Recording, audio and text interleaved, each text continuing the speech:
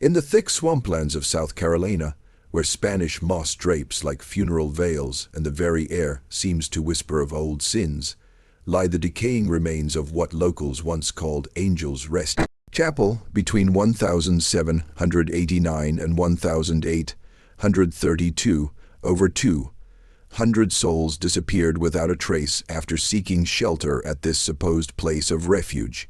Church records uncovered in 1923, immediately sealed by authorities, revealed careful documentation of systematic murder disguised as divine mercy.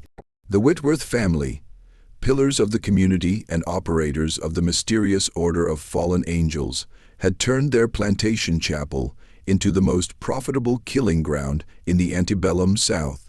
What you're about to hear has stayed buried for nearly 2 centuries, but the truth about America's most sinister religious family can no longer stay hidden.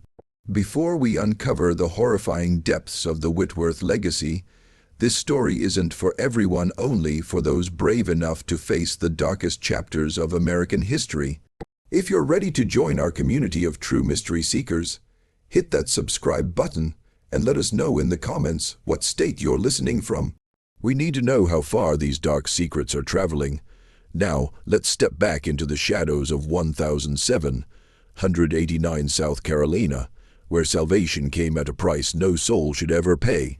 But understanding how such calculated evil could thrive requires us to look at the world that shaped the Whitworth dynasty. The year was 1789, and the newly formed United States was still bleeding from the wounds of revolution.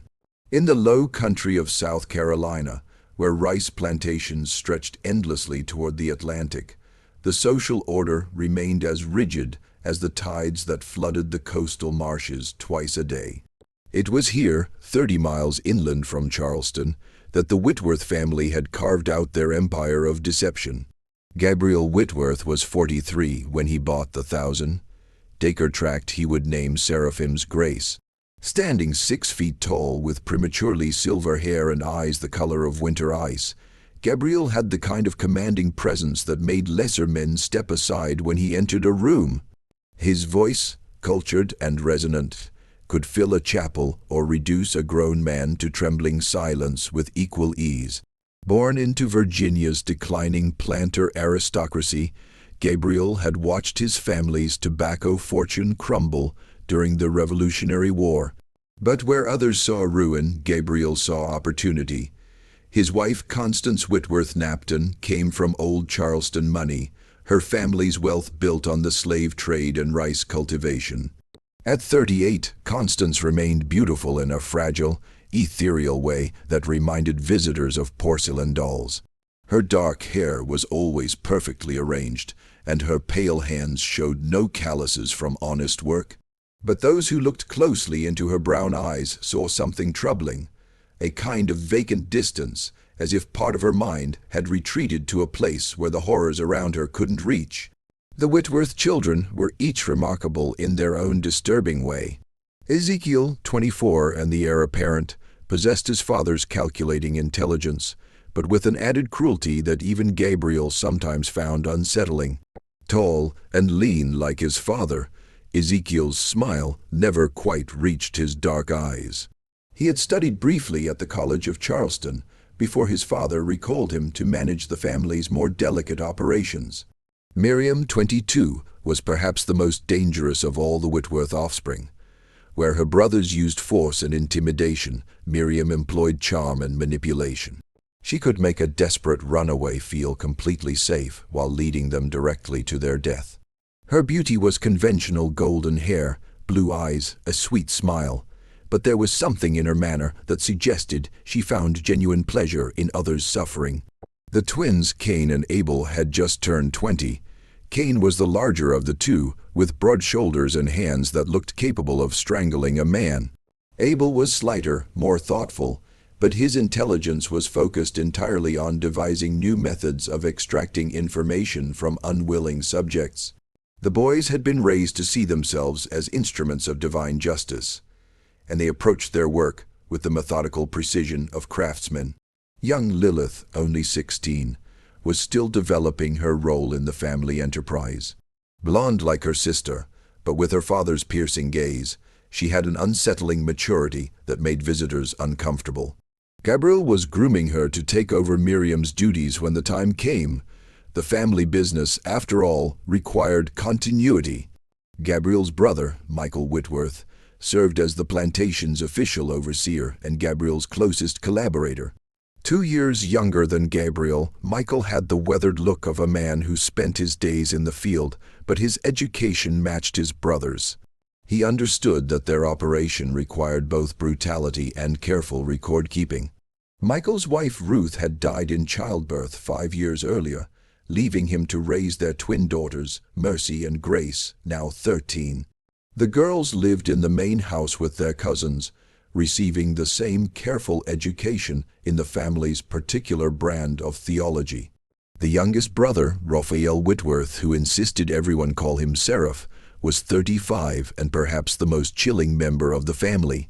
Thin to the point of gauntness, with prematurely white hair and pale green eyes, Seraph had studied medicine at Edinburgh before the Revolution. His medical knowledge made him invaluable to the family's operations, though he had never practiced legitimate medicine. Instead, he used his skills to keep victims alive longer during interrogations, and to ensure that the bodies they eventually sold to medical schools appeared to have died from natural causes. The Whitworth plantation itself was perfectly designed for their sinister purposes. The main house, an imposing 3-story Georgian structure, sat on a slight rise overlooking the rice fields, but it was the smaller buildings that served the family's true business. The chapel, completed in 1788, stood half a mile from the main house, connected by a path that wound through a grove of ancient live oaks draped in Spanish moss. The building was larger than most plantation chapels, with room for 200 worshippers, though the Whitworth congregation rarely exceeded 50 locals. What made the chapel unique were the modifications Gabriel had ordered during construction. The basement, accessed through a hidden door behind the altar, had been designed as a series of holding cells. The walls were thick enough to muffle screams, and the ventilation system ensured that occupants could be kept alive for extended periods. Adjacent to the chapel stood what appeared to be a simple outbuilding for storing religious materials. In reality, it housed Seraph's medical laboratory and the tools of his trade. The family had established their Order of Fallen Angels in 1789, presenting it to the local community as a Methodist revival movement focused on bringing salvation to the most desperate souls. They held regular services, inviting neighboring planters and their families to witness Gabriel's passionate sermons about redemption through suffering. The local Methodist circuit rider, Reverend Thomas Hartwell, initially welcomed the Whitworth's religious enthusiasm, even allowing Gabriel to conduct special services for seekers in spiritual distress. But the order's true purpose was far more sinister. Through a network of contacts in Charleston, Savannah, and as far north as Richmond, the Whitworths spread carefully crafted rumors about their chapel. Word reached slave quarters throughout the region that Angel's Rest was a sanctuary where runaways could find food, shelter, and guidance to freedom. The stories were specific enough to be believable. Detailed descriptions of the chapel's location, passwords to identify genuine seekers, and testimonials from supposed escapees who had successfully reached the north. The elaborate deception required careful coordination. Seraph maintained correspondence with medical schools in Charleston, Savannah, Richmond, and even Philadelphia, establishing himself as a reliable supplier of cadavers for anatomical study. The bodies were always presented as those of free persons of color who had died of natural causes, complete with forged documentation. Medical schools in the early Republic asked few questions about the source of their specimens, and Seraph's prices were always reasonable. Michael handled the practical aspects of the operation, managing the legitimate plantation business that provided cover for their activities, maintaining the network of informants who spread word about the sanctuary and coordinating with professional slave catchers who helped identify the most valuable targets. The family's legitimate rice plantation was moderately successful, employing nearly 100 enslaved workers who lived in relative comfort compared to other plantations. This benevolent reputation was carefully cultivated, with Gabriel allowing his workers better food, housing, and even limited movement around the plantation. The most diabolical aspect of the Whitworth operation was how they used genuine religious faith as a weapon. Gabriel's sermons were powerful and moving, filled with biblical references and theological sophistication that impressed even educated listeners. He truly believed he was doing God's work, convinced that the souls he sent to their deaths were predestined for damnation anyway. This theological framework allowed the entire family to participate in mass murder, while maintaining their sense of moral superiority. Local authorities knew something unusual was happening at Seraphim's Grace, but the Whitworths had been careful to establish themselves as pillars of the community. Gabriel served on the county commission, contributed generously to local churches, and hosted elaborate social gatherings that cemented his family's place in planter society. When occasional questions arose about missing slaves or strangers seen in the area, the Whitworths expressed appropriate concern and offered to help with searches. The autumn of 1791 brought unusual activity to Seraphim's Grace. A series of devastating storms had damaged crops throughout the Low Country, creating economic hardship that drove more enslaved people to attempt escape.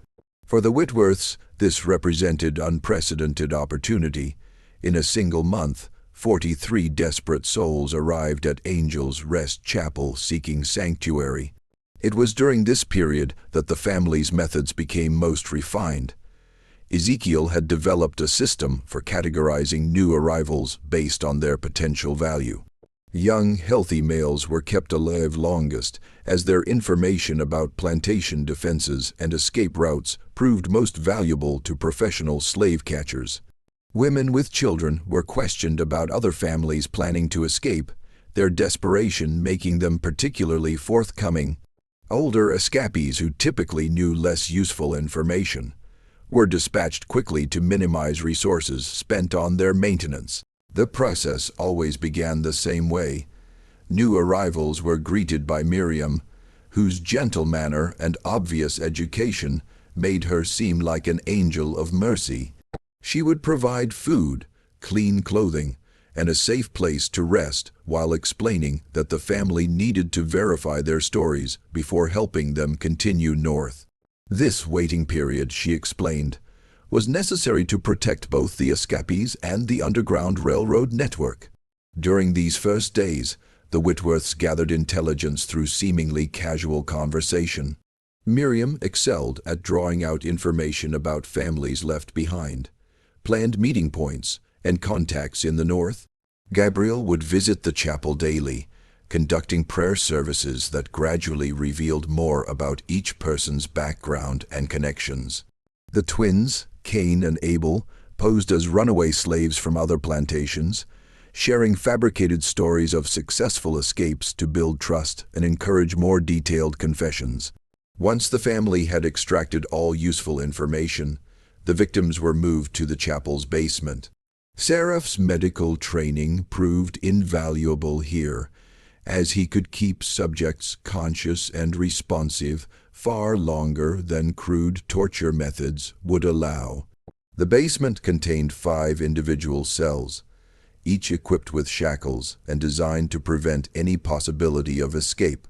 Soundproofing was so effective that the chapel's regular congregation, meeting directly above, never heard the suffering below. The interrogation process typically lasted 3 to 5 days. Seraph used his knowledge of human anatomy to inflict maximum pain while avoiding permanent damage that might affect the eventual sale of the body.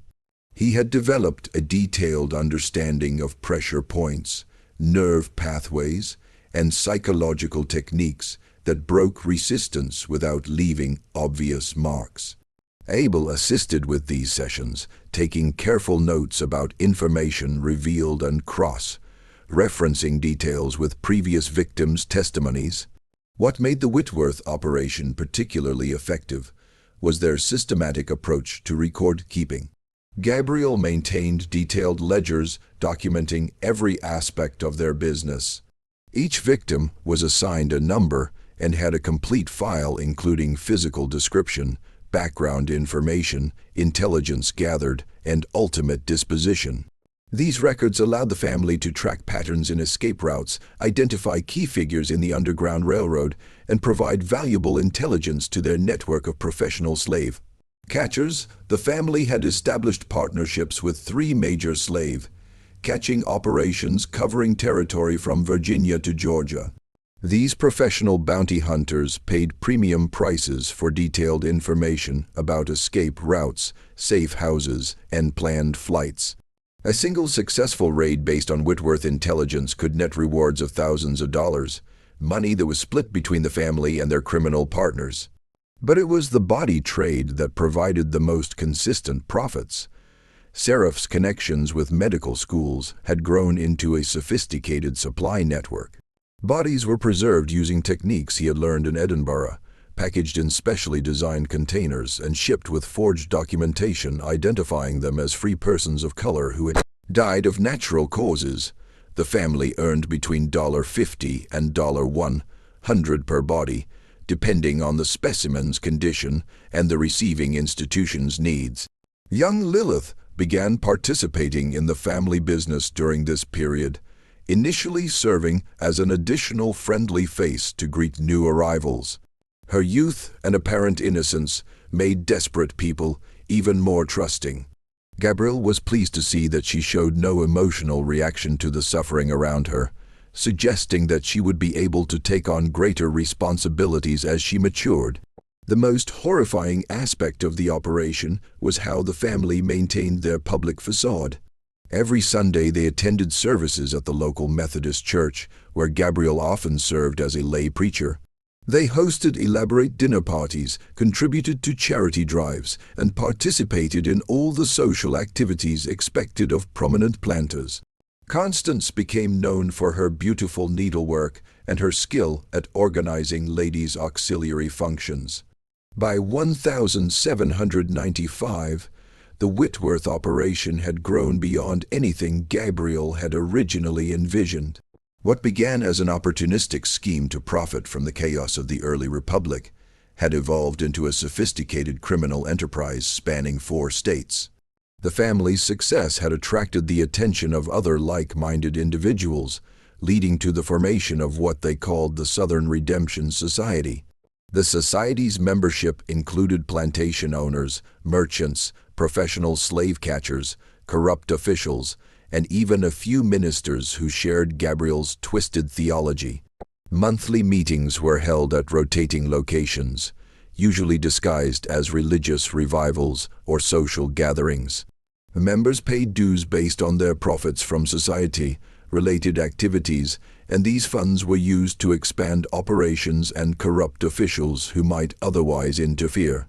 Dr. Edmund Thorne, who ran a medical practice in Charleston, became one of the society's most valuable members. His legitimate medical credentials allowed him to provide death certificates for the bodies Seraph supplied to medical schools. Thorne also had connections with ship captains who transported specimens to northern institutions, ensuring that the supply chain remained undetected by authorities.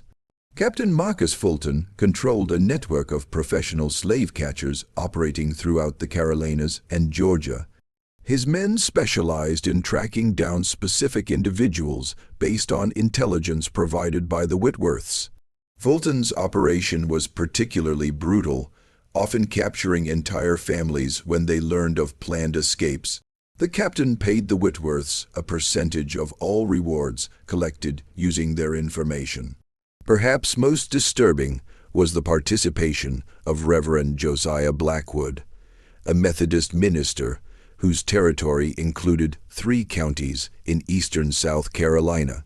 Blackwood used his position to identify potential escapees within his congregation, passing information to the Whitworths while maintaining the appearance of pastoral concern. He even conducted funeral services for some of the family's victims, using forged documentation to claim they had died of fever or other natural causes. The society's growth required more sophisticated methods of operation. Gabriel developed a coded communication system that allowed members to share information without risk of detection. Letters discussing spiritual matters and redemption work contained detailed intelligence about escape routes, safe houses, and planned flights. This coded correspondence was discovered years later, providing historians with detailed documentation of the network's scope and methods. Seraph's role evolved during this period from simple torturer to what would now be recognized as a forensic analyst. He developed detailed profiles of escape patterns, identifying the most commonly used routes and the seasonal variations in flight attempts. This intelligence allowed the society to position resources more effectively, intercepting escapees before they could reach genuine safe houses.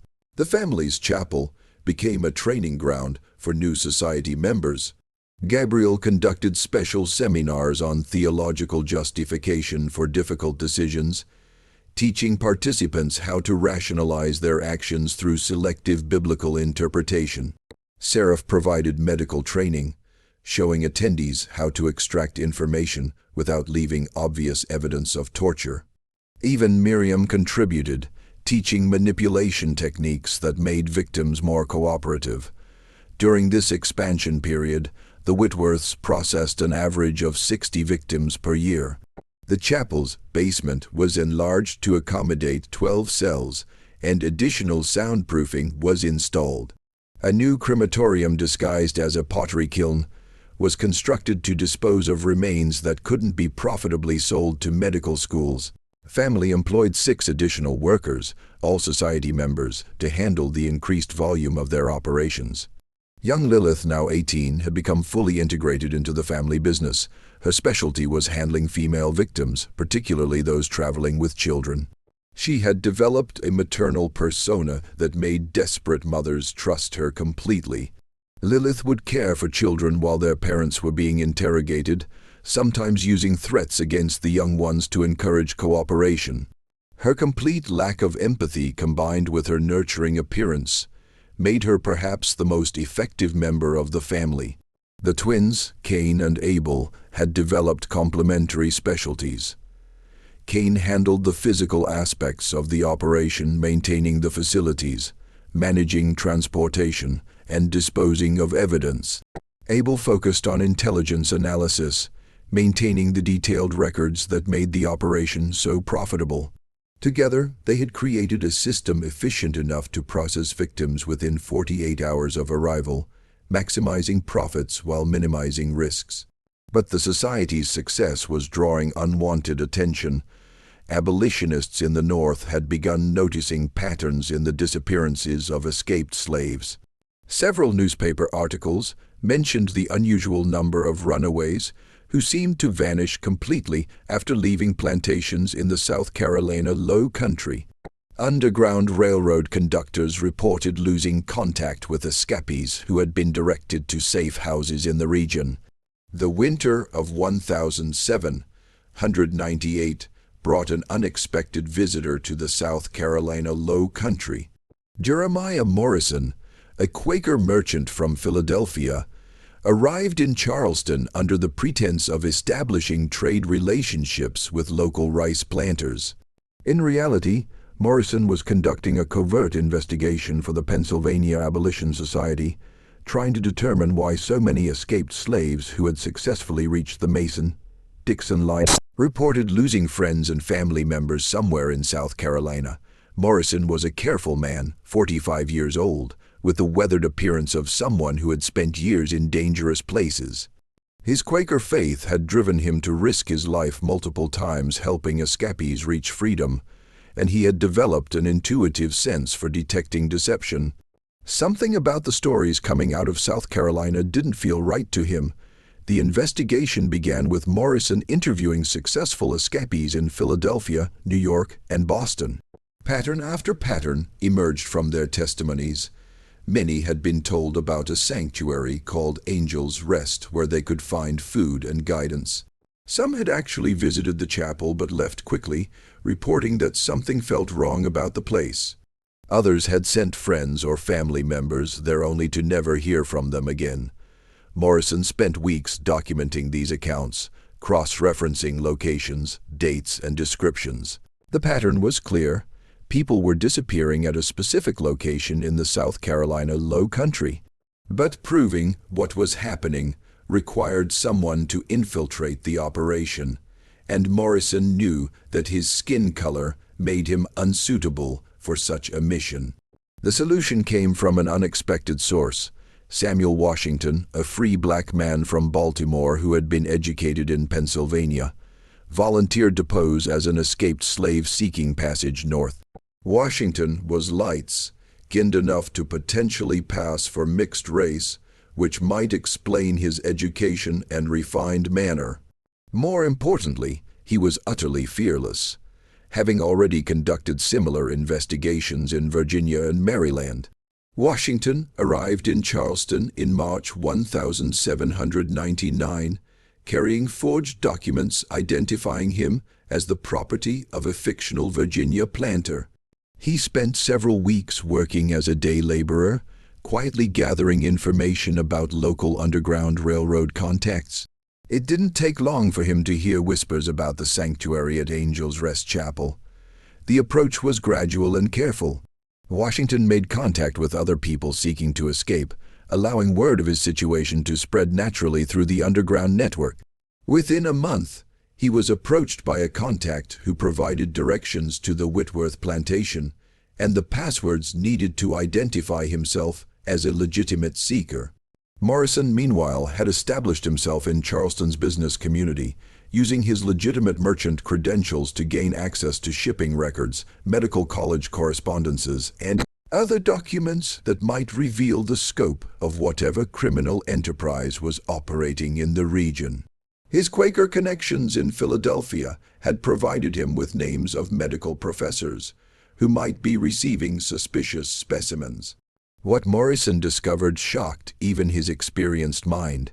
Shipping records showed regular deliveries from South Carolina to medical schools throughout the mid-Atlantic region.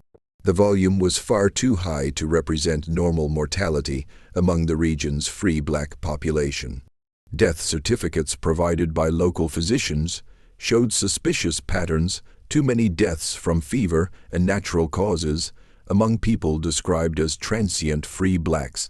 Washington's mission began on a humid April evening when he approached Angel's Rest Chapel, following the instructions he had received. The building appeared exactly as described, larger than most plantation chapels, with Gothic windows that seemed oddly foreboding in the fading light. Spanish moss hung from the surrounding oaks like funeral shrouds, and the air was thick with the smell of stagnant water from nearby rice fields. Miriam Whitworth greeted him at the chapel door, her smile warm and welcoming. She was exactly as beautiful as the stories had suggested, with golden hair and eyes that seemed to radiate compassion. Washington felt an immediate sense of danger. Something about her perfect performance struck him as rehearsed, as if she had done this many times before. "You must be so tired, poor soul," Miriam said, leading him inside the chapel. "Come, let me get you some food and a safe place to rest. Tomorrow, we'll discuss your journey north." The chapel's interior was more elaborate than Washington had expected. The stained glass windows depicted scenes of divine judgment that seemed unusually violent for a Methodist sanctuary. The altar was carved from dark wood, and behind it hung a painting of the Archangel Michael casting demons into hell. Everything about the space felt theatrical, as if designed to inspire fear rather than comfort. Washington was provided with simple food and clean clothes, then shown to a small room adjacent to the chapel where he could spend the night. Miriam explained that the family needed to verify his story before helping him continue north, a precaution necessary to protect both him and their network. This waiting period, she assured him, rarely lasted more than a few days.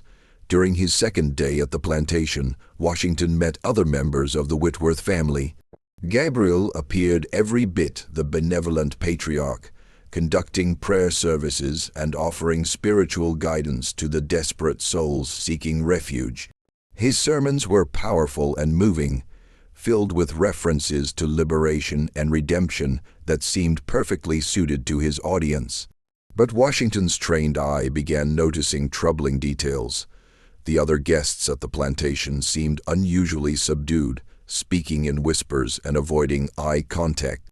When he tried to engage them in conversation about their backgrounds or travel plans, they provided vague, inconsistent answers. Most disturbing was the way they looked at the Whitworth family members, with a mixture of gratitude and terror that suggested they knew more than they were saying. On his third night, Washington was awakened by sounds that made his blood run cold. Muffled screams were coming from somewhere beneath the chapel, barely audible through the thick walls, but unmistakably human.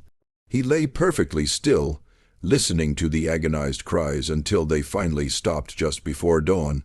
When he mentioned the sounds to other guests the next morning, they claimed to have heard nothing. Washington realized that he was in mortal danger, but he also understood that he might be the only person who could expose this operation. He began making careful observations, noting the layout of buildings, the number of family members, and the patterns of activity around the plantation. Most importantly, he started looking for evidence of what was happening to the people who arrived at Angel's Rest but never left.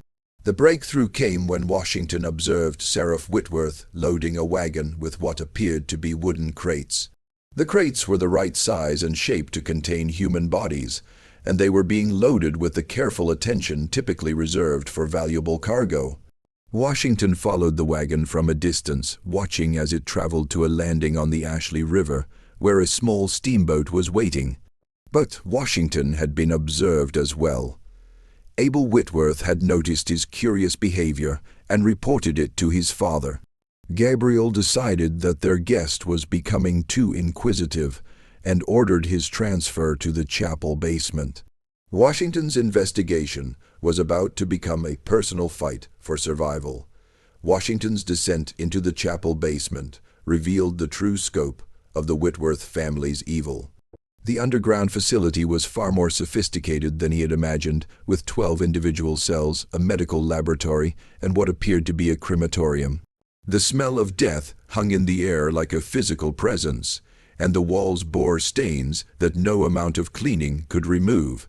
He was placed in a cell that showed evidence of previous occupants, scratches in the stone walls where desperate fingernails had tried to claw through solid rock, and darker stains that Washington didn't want to identify. The cell was barely large enough for him to lie down, with no furniture except a bucket for waste and a small opening near the ceiling that provided minimal ventilation. Within hours of his imprisonment, Washington heard other prisoners in nearby cells.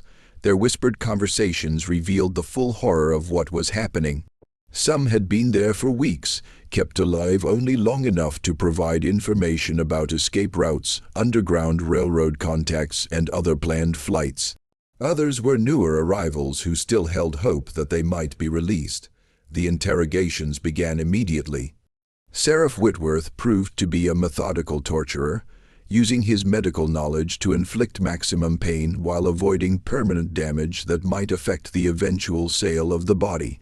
He worked with surgical precision, asking detailed questions about underground railroad operations, while applying carefully calculated physical pressure. Washington's education and obvious intelligence made him particularly valuable to the Whitworths. They suspected he might be connected to abolitionists in the North, and they were determined to extract information about underground railroad financing and organization. The torture sessions lasted hours, with Sheriff demonstrating a disturbing enthusiasm for his work. But Washington had been prepared for this possibility. His training in Philadelphia had included instruction on resisting interrogation, and his Quaker faith provided him with inner strength that his captors couldn't break. He fed them false information mixed with enough truth to seem credible, buying time while he looked for an opportunity to escape. The opportunity came from an unexpected source. Grace Whitworth, one of Michael's 13-year-old twin daughters, had been bringing food to the prisoners as part of her education in the family business. Unlike her relatives, Grace seemed genuinely disturbed by the suffering around her. Washington began talking with her during these brief visits, gradually building her trust while planting seeds of doubt about her family's activities. Grace was intelligent enough to understand that what her family was doing was wrong, but she had been raised to believe that their victims were predestined for damnation anyway. Washington's gentle theological arguments, combined with his obvious education and refinement, began to shake her faith in the family's twisted doctrine. More importantly, she began to see him as a human being rather than simply another specimen for processing. The escape plan required careful timing and considerable luck. Grace agreed to leave Washington's cell unlocked during her next food delivery, giving him access to the laboratory where Seraph kept his surgical instruments. Armed with a scalpel, Washington would have to make his way through the plantation at night, avoiding the family and their workers while reaching the Ashley River, where he could steal a boat. But the plan went wrong almost immediately. Grace's unusual behavior had been noticed by her sister Mercy, who reported the suspicious activity to their father, Michael. When Washington tried to leave his cell, he found Abel Whitworth waiting for him with a pistol and a vicious smile. "Did you really think we wouldn't notice?" Abel asked, gesturing for Washington to return to his cell. "Poor little Grace thought she was saving your soul. Instead, she's just ensured that your death will be much more unpleasant than we originally planned." Washington was returned to his cell, but the failed escape attempt had revealed something important. There were cracks in the family's unity. Grace's willingness to help him suggested that other family members might be having doubts about their activities. More importantly, the incident had forced the Whitworths to accelerate their timeline for his disposal. That night, Washington heard voices in the laboratory, Gabriel and Seraph, discussing the best way to handle their problematic prisoner. Gabriel wanted to extract as much information as possible before killing him, but Seraph was concerned that Washington's obvious intelligence and education made him too dangerous to keep alive much longer. They decided to conduct one final interrogation session using methods that would likely prove fatal. But Washington had one more card to play. During his weeks of captivity, he had been making careful mental notes about everything he observed: the layout of the facility, the names and faces of family members, the details of their operation. More importantly, he had been memorizing the information provided by other prisoners, building a comprehensive picture of the Underground Railroad network that the Whitworths were systematically destroying. When Seraph arrived for the final interrogation, Washington offered to provide detailed information about abolitionist financing and organization in exchange for a quick death rather than prolonged torture. The offer was compelling enough to make Seraph pause and consider. He knew that such intelligence would be enormously valuable to their Southern Redemption Society partners. What Seraph didn't realize was that Washington was buying time for a rescue attempt. Jeremiah Morrison, growing concerned about his partner's extended absence, had begun making discreet inquiries about Angel's Rest Chapel. His investigation had attracted the attention of other abolitionists in Charleston, including several free black workers who had heard rumors about the plantation's activities. The rescue came at dawn on a humid June morning, when fog from the Ashley River provided perfect cover for Morrison's small team of volunteers.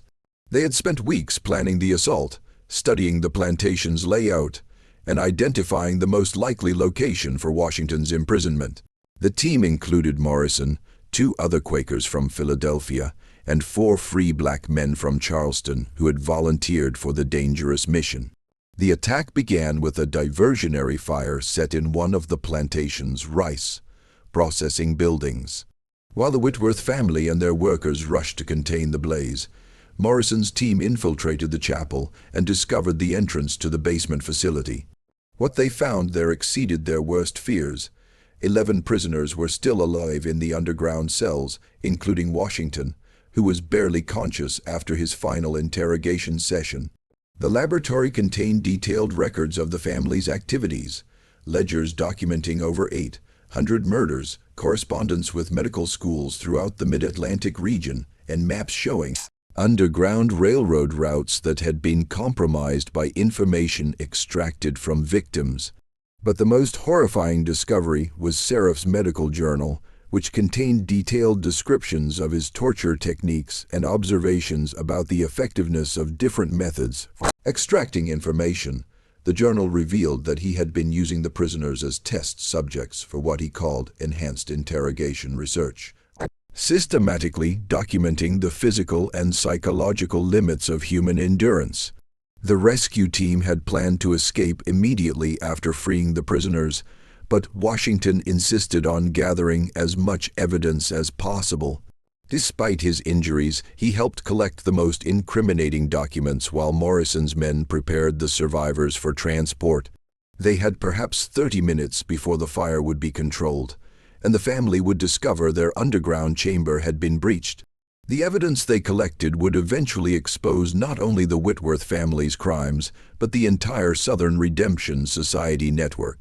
Letters between society members revealed similar operations in Virginia, North Carolina, and Georgia, all following the same basic model of false sanctuaries that lured escapees to their deaths. The scope of the conspiracy extended far beyond anything Morrison had imagined, but Gabriel Whitworth had not built his empire by being careless. When the fire was finally controlled and he realized what had happened, he immediately began implementing contingency plans that he had developed for exactly this situation. The family had escape routes prepared, and more importantly, they had powerful allies who would help them avoid prosecution. The Whitworths' political connections proved their salvation. Gabriel had spent years cultivating relationships with judges, sheriffs, and state legislators who owed their positions to planter support. When Morrison's evidence was presented to local authorities, it was dismissed as fabricated propaganda designed to inflame tensions between North and South. The few officials who took the accusations seriously found themselves facing intense pressure from their political patrons. Federal authorities in Charleston were more receptive to Morrison's evidence, but they lacked jurisdiction over crimes committed entirely within South Carolina. The Constitution's guarantee of state sovereignty over internal affairs meant that federal prosecutors could not pursue cases against South Carolina citizens without state cooperation. That cooperation was never forthcoming. Most frustrating for Morrison was the reaction of the local Methodist church hierarchy. Despite overwhelming evidence of the Whitworths' crimes, church leaders were reluctant to condemn a family that had contributed so generously to religious causes. Reverend Hartwell, the circuit rider who had originally welcomed Gabriel's ministry, claimed that the accusations were part of a northern conspiracy to discredit Southern Christianity. The Whitworth family used this breathing space to relocate their operation. Within 6 months of Morrison's raid, they had sold Seraphim's Grace Plantation and moved west to Alabama, where territorial status provided even less oversight than South Carolina's state government. They established a new plantation near Mobile, complete with another chapel and another underground facility. But Morrison's investigation had damaged the Southern Redemption Society's network beyond repair. Several key members, fearing exposure, abandoned the conspiracy and destroyed their records. Dr. Thorne fled to the Caribbean, Captain Fulton disappeared entirely, and Reverend Blackwood suddenly found religion and began preaching genuinely about the evils of slavery. Washington's testimony, combined with the evidence collected from the chapel basement, was published in abolitionist newspapers throughout the North. The detailed accounts of systematic torture and murder conducted under the guise of religious ministry shocked even hardened activists. The Whitworth case became a rallying cry for the growing abolitionist movement, proving that slavery's defenders would resort to any means to protect their interests. The Whitworth family's relocation to Alabama marked a new phase in their criminal enterprise. The territorial government provided even less oversight than South Carolina, and the rapid influx of settlers created perfect conditions for their false sanctuary operation. They established their new plantation, New Seraphim, 20 miles north of Mobile, where the Tombigbee River provided convenient access to shipping routes. Gabriel had learned from the Charleston experience that maintaining political connections was essential for long-term survival. He immediately began cultivating relationships with territorial officials, contributing generously to their campaigns, and hosting elaborate social events that cemented his family's place in Alabama society. Within 2 years, he had been appointed to the Territorial Council, giving him direct influence over law enforcement policies. The new chapel was even more sophisticated than its South Carolina predecessor. Gabriel had hired an architect from New Orleans who designed a structure that appeared to be a conventional Methodist church, while concealing an underground complex capable of holding 30 prisoners. Simultaneously, the facility included improved soundproofing, better ventilation, and a medical laboratory that surpassed anything Seraph had previously operated. But the family's methods had evolved as well. The failure in Charleston had taught them that relying entirely on false sanctuaries was too risky. They began developing multiple approaches to their criminal enterprise, including legitimate slave trading that provided cover for their more sinister activities. Gabriel obtained a license as a slave trader, allowing him to transport and sell human beings legally, while using the business to identify potential victims for his underground operation. The legitimate slave trading business proved enormously profitable and provided perfect cover for their criminal activities. Gabriel specialized in what he called problem slaves, individuals who had attempted escape, shown signs of rebellion, or possessed skills that made them particularly valuable. These slaves commanded premium prices, but more importantly, their disappearance could be easily explained as routine sales to distant plantations. Ezekiel had developed a particularly sinister innovation during the Alabama years.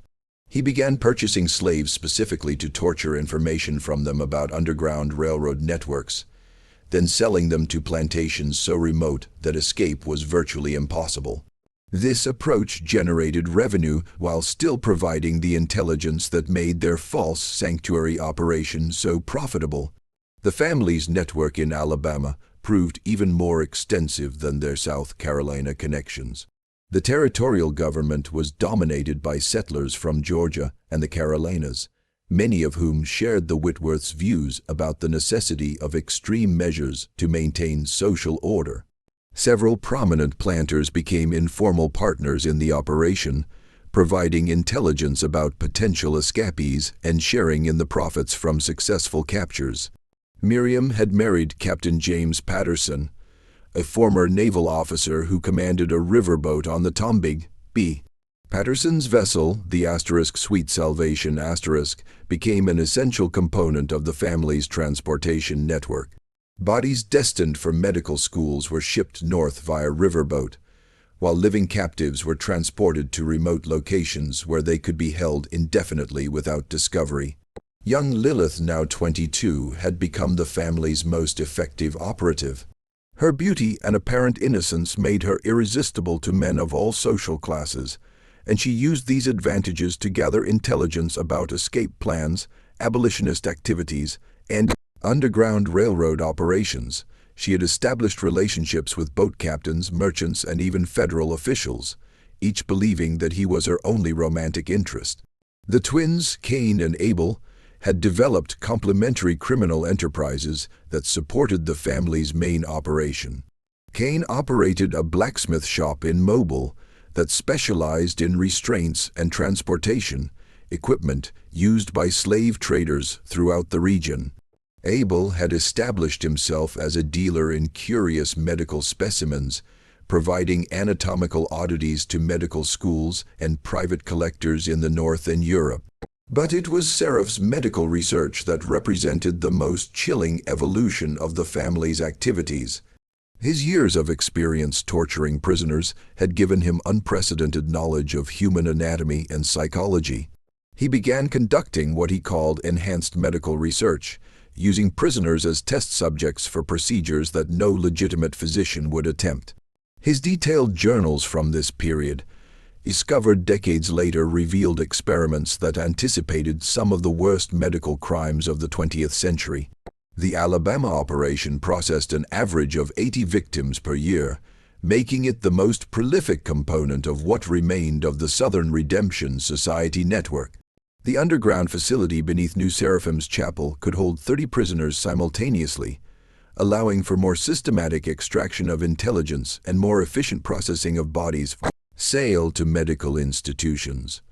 By 1805, word of the Whitworth family's Alabama operation had begun reaching abolitionist networks in the North. Jeremiah